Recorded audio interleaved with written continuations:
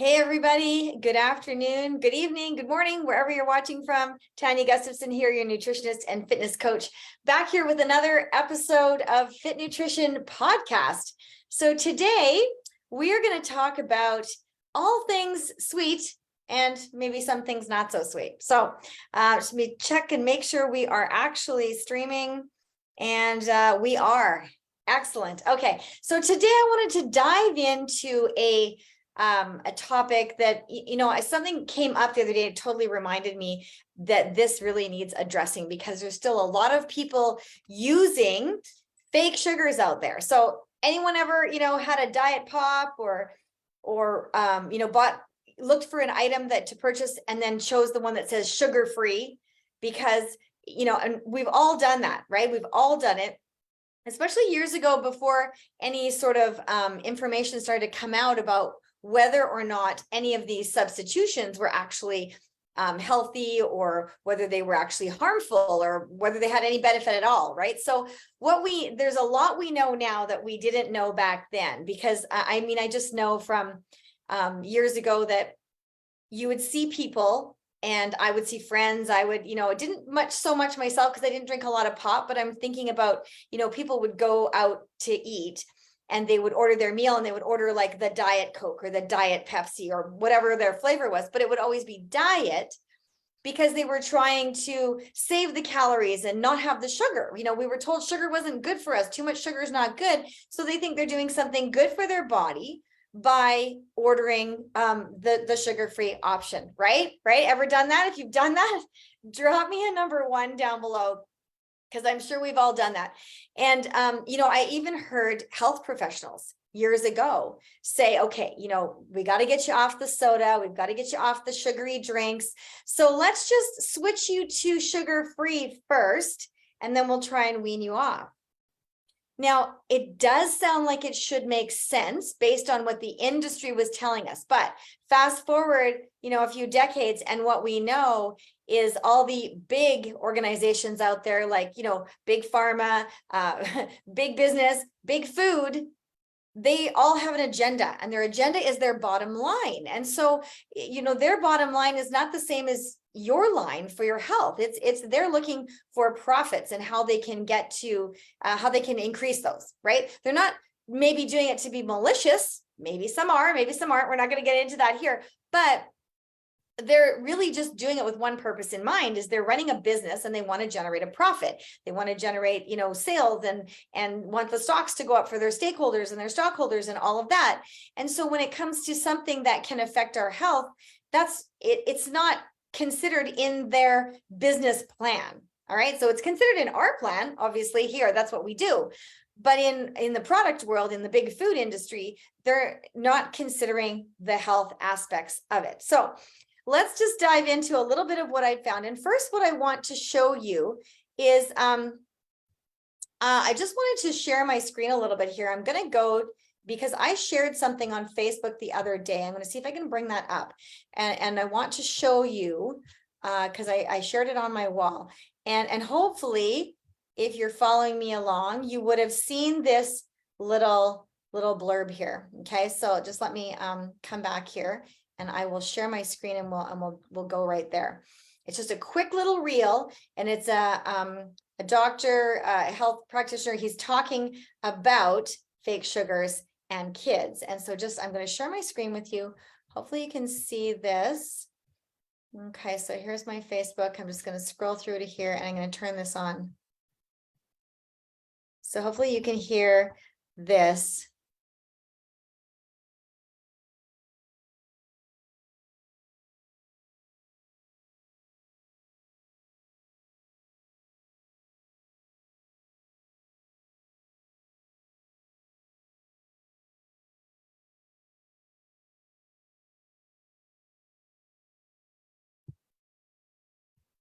Okay, wow, right?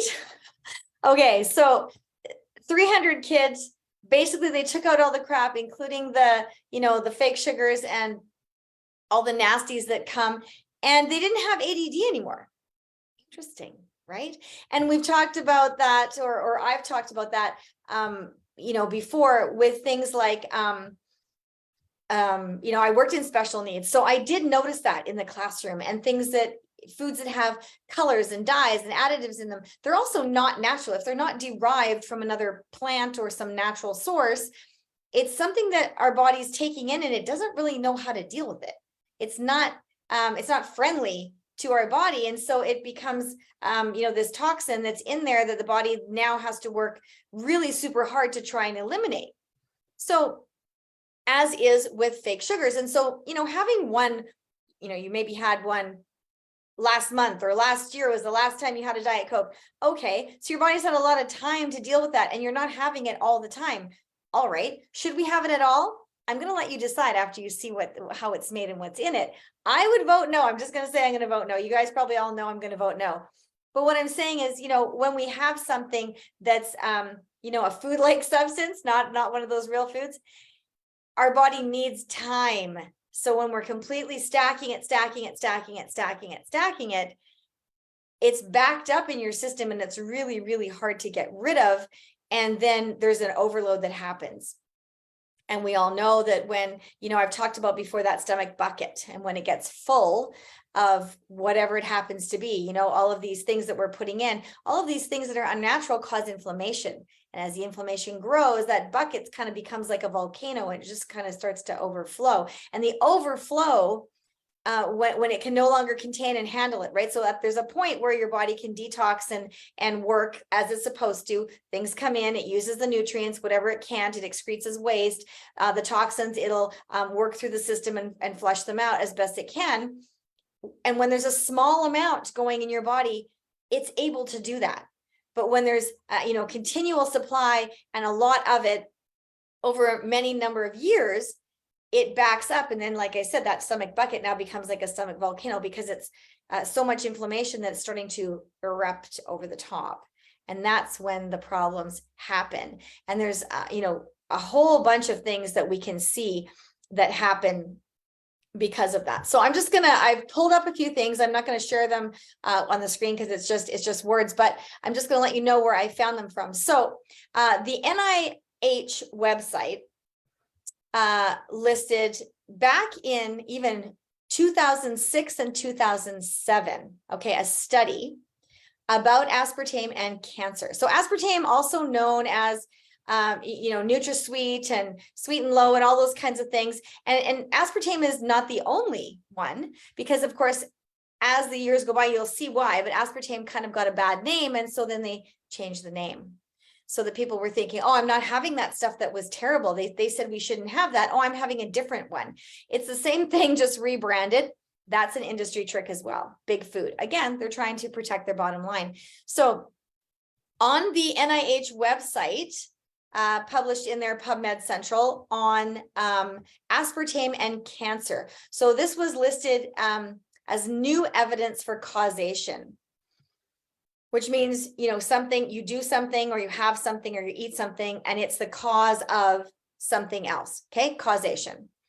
So back in 2006 and 2007 even, it says in this report, this is just the brief overview at the beginning of the report. Obviously, we're not going to read the entire report here. You guys would be not listening to me. Anyway, 2006, 2007, it states that aspartame causes dose-related increases in malignant tumors in multiple organs in rats and mice.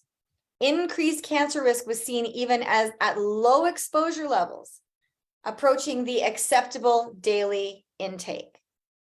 Okay. Prenatal exposures caused increased malignancies in rodent offspring in lower doses than in adults. So what it's basically saying here is that even if you have it in low doses, even if you have it in the recommended daily intake numbers, right? We've all seen the recommended daily allowance, recommended daily intake, we've seen that with salt, we've seen it with sugar, we've seen it with, fats, all that kind of stuff. It says, oh, you shouldn't have more than this, or you should have this much every day to keep you healthy, depending on, if you're looking at supplements or if you're looking at things that we know are not so great for us. But there's always that recommended daily intake or recommended daily allowance. So here, even though the amounts were reduced and right kind of almost in line with the recommended daily intake, they were still showing these malignancies, which is cancer. It's a fancy word for cancer, right? Malignancies in multiple organs. So it wasn't just in one place in the body, it was in multiple places in these rodents. And then it even had an effect on the pregnant rodents when they had their babies, that the babies were affected as well too. So not a very good thing. Okay, so why is that? So here's NutraSweet. And here, where am I sourcing this one from? From the Arizona Center for Advanced Medicine. Okay, so they have posted, and they have a timeline, which is really quite interesting if you wanted to go to their site. It's showing the different years of when things were approved or not approved, or what was happening with NutraSweet. So, or sorry, with aspartame. So AKA, this is what they say, aspartame or NutraSweet. It's also called Spoonful or Equal. And aspartame got its name from its scientific name, which is aspartyl phenylalanine methyl ester. Okay, so you got the aspartyl at the beginning. That's where they got the aspartame. Aspartyl phenylalanine methyl ester. So aspartame is a compound of 3 components. Now I'm reading off of the Advanced Medicine website here. 3 components. They are methanol, aspartic acid, and phenylalanine. So the latter, the last one, comes from amino acids. So you're thinking that amino acids are good, right? Well, just stay with me here. Amino acids usually are, but just wait. So methanol, and then they have in brackets methyl alcohol or wood alcohol. So this is what methanol is a colorless, poisonous, and flammable liquid. It is used for making formaldehyde, acetic acid, methyl butyl ester, which is a gasoline additive. That's what they say here. Paint strippers, carburetor cleaners for your car's engine, and chloromethanes et al. So that means extras, all the things that are related to that. This poison can be inhaled from vapors, absorbed through the skin, and ingested. Okay. It further states that methanol is the type of alcohol that you read about when people become blind from drinking it. So, many, many years ago, we heard about people drinking things that weren't actually alcohol that you'd buy in the liquor store. And people would go blind, and it was, terrible, terrible. This is what that was, methanol. In aspartame, methanol poisoning is poisoning from the methanol's breakdown components of the formaldehyde and the acetic acid. So it has devastating effects. So, and again, this website is also saying, if I scroll down further, this occurs in even small amounts and is especially damaging when induced with toxic free-form amino acids called excitotoxins. So now, if you're at scientific at all, or you delved into the sugars, the fake sugars, the caffeines and stuff, you probably would have come across this word excitotoxins.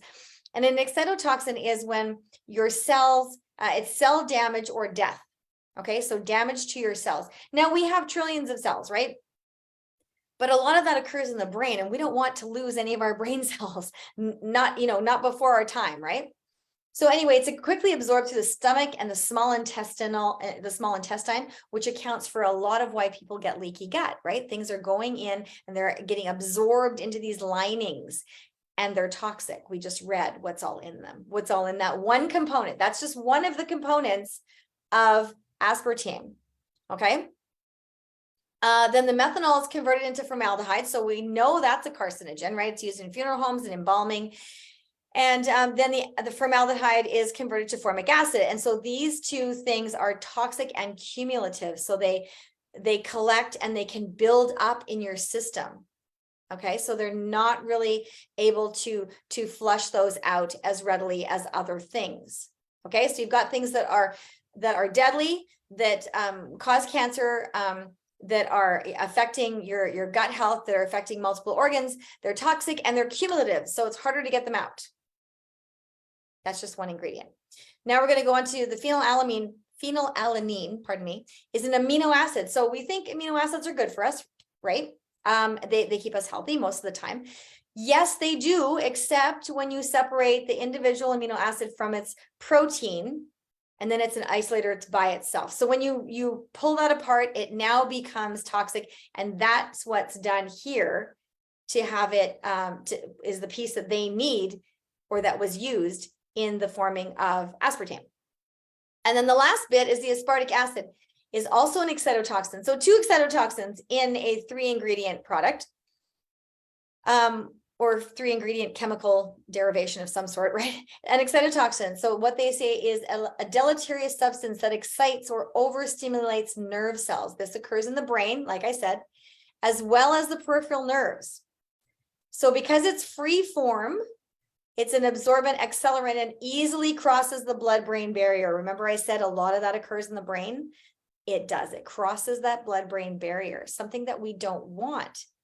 And yeah, but it does. And so, and then it causes a breakdown of nerve function, as you will see. So I'm just going to come back out of our share screen, or I'm not in the share screen.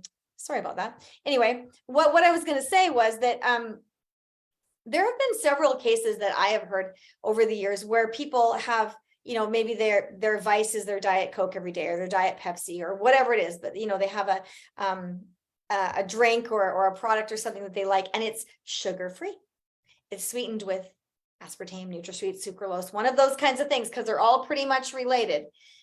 And you know, they develop things that are neurological. They're not, you know, Parkinson's and you know, things that are causing them to shake and just not be themselves. And maybe they have brain fog and they're not remembering things like that. And someone that loved them realized, you know, they were doing some research and realized that, hey, maybe, just maybe, this person, you know, drinks this every day. Maybe if you know, we can get them to not drink it, maybe we can show a little bit of improvement. Maybe we can help them feel better. And when they pulled it out, that they found that almost all of the symptoms disappeared. Some people, all of the symptoms disappeared. So that's really quite a strong advocate for not using fake sugars in anything, because as it said, you know, we went back to the recommended daily intake, right? And even just around that recommended daily intake amount was showing signs of toxicity and malignancies that can show up, right? So we want to protect ourselves as best as possible, and especially our children. So if you're still using any of these out there, you know, please, you don't have to admit it or drop a comment or whatever, but I would love to hear if any of this is new to you, if you've learned anything from this, and if you're still using it, would you continue to use it? You know, I know that years ago, my Nana, who is no longer with us, she's passed away several years ago, but I remember my whole entire life, she'd have her coffee, it was black coffee, but instead of having sugar, because, you know, she knew that she thought sugar was going to make her fat, right? And so she would avoid the sugars if she could. And she would put these little tiny fake sugar capsule, little teeny weeny tablets. They almost look like, remember those little baby aspirins, those little pink ones when we were kids? Well, these were white. They were called sucral. Now, I was a kid, so I don't remember exactly if that was a sucralose or if that was an aspartame or whatever, but it was a fake sugar. And she would put 1 or 2 in her coffee all the time for years and years and years and years and years. And my Nana, and she did smoke for many years as well, too. So that wouldn't have been the only thing. And she had, you know, she did quit smoking at one point, but so that wouldn't, you know, the little sucrose wouldn't have been the only thing, but she was putting daily toxins into her body, and she did have cancer 5 different times before she finally passed away.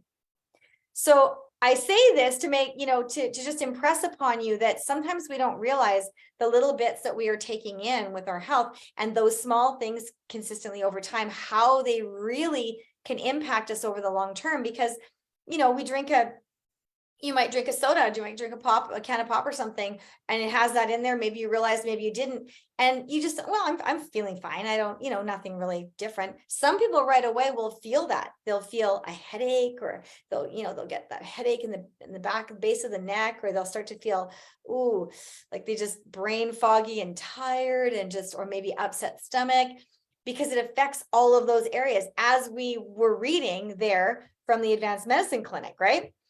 And then the other thing I just wanted to touch on is that, I just lost my spot here. Oh yeah, I wanted to come back to, as I was talking about the people with the, you know, taking with the neurological issues and stuff. And so they do talk about that here. And what they were talking about is the excitotoxins. So we know that out of the 3 components that make up aspartame, 2 of them are excitotoxins. Okay, so now this is what they have to say about excitotoxins. Excitotoxins appear to play a key role in degenerative nervous system diseases such as Parkinson's, Alzheimer's, Huntington's, ALS, which is Lou Gehrig's, and many others. I've heard MS as well too. And it says it doesn't stop there. It can develop an abnormal formation of brain pathways, so it can actually miswire the brain. Okay, so this can lead to serious disorders and behavioral problems. And they're listing hyperactivity, aggression, ADD, learning disorders, poor learning ability, ADHD, and a lifetime of endocrine problems such as menstrual difficulties, infertility, premature puberty, hormonal imbalance, all of those kinds of things. And so, and one other thing, if none of those other things, would cause an effect on, would affect someone to stop using it or to change their habits. One of the earliest observations, I'm just going to quote this here. One of the earliest observations seen in animals exposed to large doses was gross obesity. Some neuroscientists have voiced concern that America's explosion of childhood obesity may be related to excitotoxins in food. So, for all of those people who have been using sugar-free options because they're wanting to, cut down on calories. We don't count calories here, but there's a lot of the world that still does. They're wanting to consume fewer calories. They're wanting to maybe think that they're not spiking their blood sugar. Maybe they're thinking they're doing something better for their health.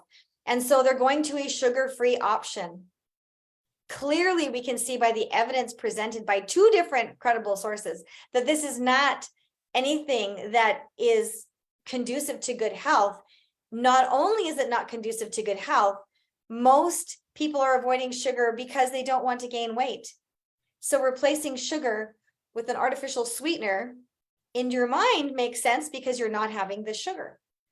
But what we found out from the science is that it actually, because it's disrupting your endocrine system and disrupting your body, and because it's a toxin and because it's creating ill health, it actually makes you gain weight. Remember, the healthy body is the only one that releases weight. The unhealthy body holds onto, gathers more, helps you gain weight. An unhealthy body helps you gain weight, right?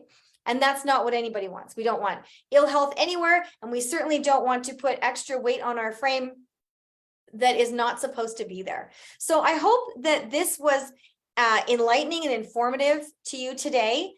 And if there's somebody that, this is resonating with for you, please do share it with them. I know this is in our group, so you may have to invite them to the group. You may have to, get them to message me so that we can do an appointment together, or perhaps they might be able to check it out on my YouTube. But I hope that that's enlightened you today. I hope that that's helping you make better choices about the food that you're going to put into your body, what you're going to choose, and how you're going to sweeten up your life, right? Because we really do want to have a sweet life, just not the fake stuff, right?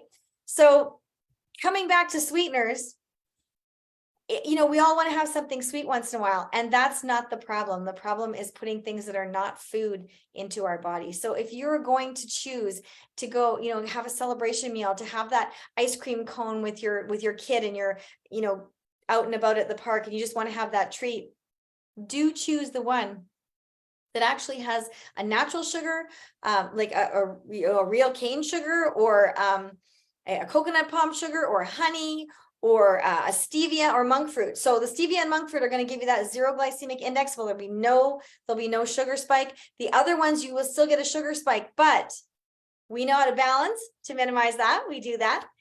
And, when it comes right down to it, it's a real naturally sourced food item. Your body knows what to do with it. So sugar is toxic, especially in large doses, but it's a natural thing without chemicals that your body knows how to deal with. Lots of it, not so great. It still will, cause disruption. But when you're putting it in, we know that too much of it isn't good, number one. And the hack of old, I should say, where we're going to go sugar-free, is I think for a lot of people at the time was an excuse so that they could just have more. They didn't have to worry about counting calories or their health or whatever, because it was sugar-free. So now you know better. Now you can do better. That's what I always say. Once you know better, you can do better.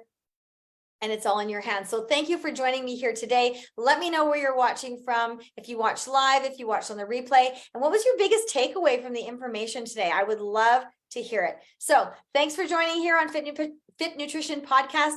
Come back here next week, same time, same place for another episode. Can't wait to see you back.